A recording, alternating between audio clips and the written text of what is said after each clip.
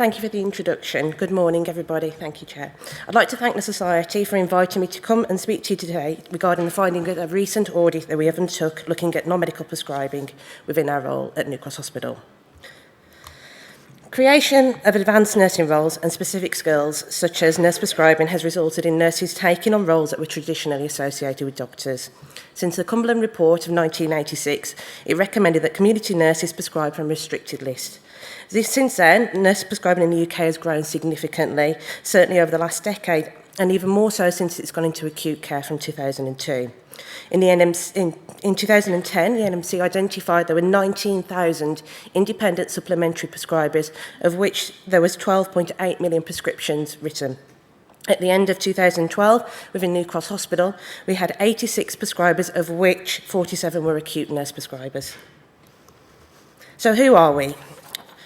SHOs were removed from our unit back in 2007 when the post was introduced due to declining numbers.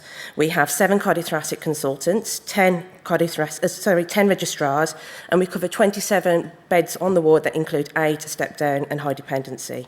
We're a team of 4 nurse practitioners, 2 of us band 7s that prescribe, 2 that are on the prescribing course, and we cover 7 days a week, and since our role was introduced, we have looked after more than 6,000 patients during this time. So why the audit? There's lots of quantitative data out there looking at patient satisfaction and certainly at doctors' perceptions of how nurses prescribe, but there's very little quantitative data looking at the safety of prescribing.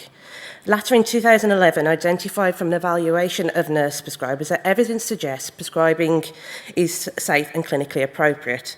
However, there is still very little empirical evidence to support this claim, and there's no economic outcomes for nurse prescribing.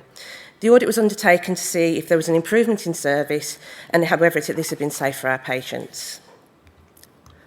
So the standards, the audit looked at the standards, the trust criteria and standards. It's a local policy that was developed to manage medication-related errors, and it was a framework for managing these errors. There are a total of 20 standards that look at the entire prescription from being wrote in block capitals to whether an allergy box has been completed and whether any amendments on the drug chart have been correctly changed. There's a second part to the framework, and that is looking at type 1 and type 2 errors. Again, this is a trust definition to define a prescribing error. Type 1 are the drug errors that cause no actual patient harm, and type 2 are those that include never events and whether a drug box has been completed, allergy box has been completed. So the audit looked at 4 weeks in total in 2012. We had 167 patients admitted, both cardiac and thoracic, and of that we looked at just over 50% of the patients. We looked at pre-op patients only, as this is when we could cover both medical and non-medical prescriptions strongly, and the charts were reviewed by the ward pharmacist. From the audit findings, of 882 drugs being prescribed, 480 were prescribed by 17 plus doctors, and 402 were prescribed by 2 nurse practitioners, nurse prescribers. The interesting bit is when we come to the type 1 and type 2 errors. In total, there were 21 errors, all by medical team, none by the nurse prescribers. There were 17 type 1 errors, in which there was illegible writing, no signature, wrong dose, wrong route. One of the drug charts had aspirin prescribed at 725 milligrams rather than 75. Of the type 2 errors, what is interesting to note, they were all because the allergy box hadn't been completed.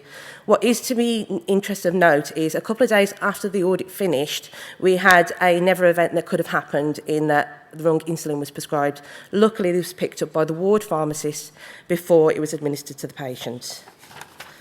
When we look at the rest of the standards from the audit findings, as non-medical prescribers, we were quite compliant. We did fail on the approved drug name in that we tended to write Clexane rather than enoxaparin.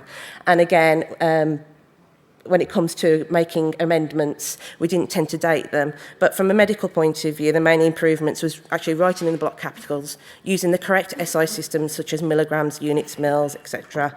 But what is to be noted from the standards, and certainly I haven't put it on this slide, is that we were compliant on every patient with patient data, date of birth, etc., because the hospital uses a patient stickogram. What also was to be noted that the same mistakes were being made by the same people from the audit. So, from an action plan, we've, as already stated, individuals that were highlighted have since been given education and support to improve their practice. Hopefully, by highlighting poor prescribing practice and addressing it governance, we allow it to become a team involvement rather than one person's job, and hopefully minimise the possibility of having a never event occur.